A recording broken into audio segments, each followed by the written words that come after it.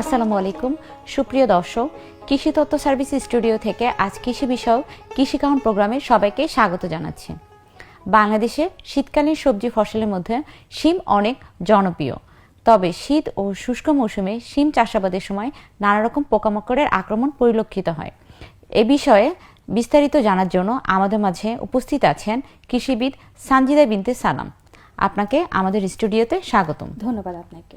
অনেক সময় শিমের মধ্যে কীড়া এবং ছোট ছোট ছিদ্র দেখা যায়। এই লক্ষণগুলো কোন প্রকার আক্রমণে হয়ে থাকে এবং কেন হয়? এটি শিমের পটবোড়ার অর্থাৎ ফল ছিদ্রকারী পোকার কারণে হয়ে থাকে। পূর্ণবয়স্ক স্টিপ মথ পোকা শিমের পাতার নিচে ডিম পাড়ে এবং এই ডিমটা ফুটে কীড়া বের হয়। এই কীড়াই মূলত শিম এবং ফুলে আক্রমণ করে। কীড়াটি ছিদ্র করে শিমের ভিতরে ঢুকে এবং শিমের কচি আঁশ খেয়ে ফেলে, এমনকি বীজ সম্পূর্ণ বা আংশিকভাবেও খেয়ে ফেলতে পারে। আমরা যখন মাঠে পর্যবেক্ষণ করি তখন দেখতে পাই শিমের মধ্যে ছিদ্র আছে এবং শিমটি সবুজ থেকে হালকা সবুজ কালারের হয়ে যায়, এমনকি হলুদও হয়ে যেতে পারে এবং শিমের চামড়াটা কুচকিও যেতে পারে। এই ধরনের যদি আমরা অবস্থা দেখি, সেই ফলটিকে ভাঙলে আমরা দেখতে পারবো এর মধ্যে কীড়া আছে এবং এই পোকার কীড়ার বিষটা বা অন্যান্য জিনিসও উপস্থিতি লক্ষ্য করতে পারবো। শিমের ফল ছিদ্রকারী পোকার আক্রমণ কখন বেশি হয়? ফল ছিদ্রকারী পোকাটি সবসময় ফসলের মাঠে থাকে, কিন্তু যখন ফুল আসে এই সময় থেকে কচি ফল অবস্থা পর্যন্ত বেশি আক্রমণ করে। শিমের ফল ছিদ্রকারী পোকা আমরা কিভাবে দমন করতে পারি? আমরা এটাকে দুইভাবে দমন করতে পারি, একটা জৈবিকভাবে আর একটা হচ্ছে রাসায়নিকভাবে।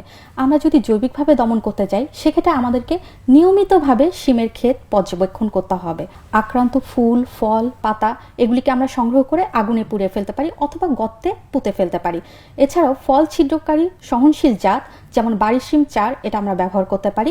এছাড়া আমরা জানি যে ফল ছিদ্রকারী পোকার জন্য কিছু সেক্স ফেরোমন ট্র্যাপ যেমন স্পিডোলিও রয়েছে, সেটা যদি আমরা 5 থেকে 6টা বিঘায় স্থাপন করতে পারি, করে পুরুষ মথ পোকাটিকে আকৃষ্ট করে ফাঁদে ফেলে মারতে পারি, সেক্ষেত্রে ডিমের সংখ্যাটা কমে যেতে পারে। এভাবে যদি না যায় সেক্ষেত্রে আমরা স্পিনোসাইড গ্রুপের বায়োস্পিনোসাইড 2.5 SC বা সাকসেস 2.5 SC 1 থেকে 1.5 ml 1 লিটার পানির সাথে মিশাতে পারি, অথবা লিফসেন 45 SC বা রাশ 45 SC যেটার মধ্যে 45 রয়েছে সেটা আমরা 0.5 ml 1 লিটার পানির সাথে মিশিয়ে 7 থেকে 10 দিন পর 2 থেকে 3 বার পরন্ত বিকেলে পুরা গাছ ভিজিয়ে স্প্রে করব।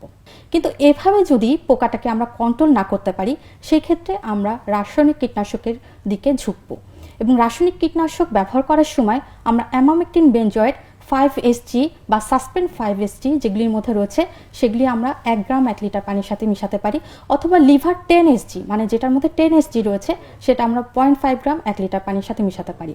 এছাড়াও কার্বোসালফান গ্রুপের রয়েছে মিম সালফার 20 EC, অথবা ফিপ্রোনিল গ্রুপের ফিলবাট রয়েছে সেটাও 20 EC, অথবা অন্য যে কোনো অনুমোদিত কীটনাশক অনুমোদিত হারে 7 দিন পর 2 থেকে 3 বার পরন্ত বিকালে পুরো গাছ ভিজে স্প্রে করতে পারি। এই বালাইনাশক স্প্রে করার সময় কৃষকের কি কি সতর্কতামূলক ব্যবস্থা অবলম্বন করা উচিত? কীটনাশক আমাদের দেহের উপর অনেক ক্ষতি করে, এ কারণে আমরা যখন রাসায়নিক কীটনাশকগুলা স্প্রে করব তখন আমাদেরকে বিভিন্ন ধরনের সতর্কতামূলক ব্যবস্থা নিতে হবে।